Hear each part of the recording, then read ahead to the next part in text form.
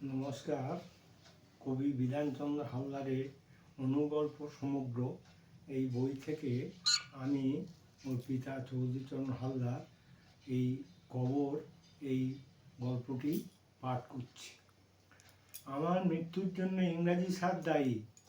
এই চিঠিখানি মাথার সামনে রেখে বিষ খেয়ে মারা গিয়েছিল এক মাধ্যমিক পরীক্ষার্থী হাসি ঘোষ।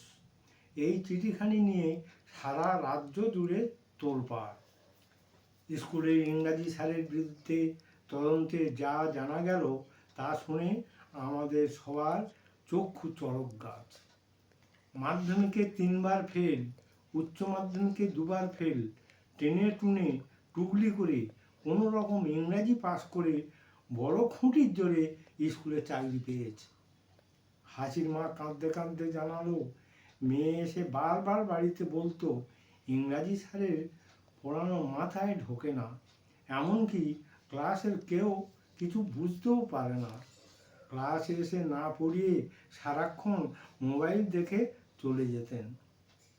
খুশির বাবা চোখের ভিতর মেঘ রাশি ভরে বলল, অযোগ্য শিক্ষকদের জন্য আমার মেয়ের মৃত্যু হলো।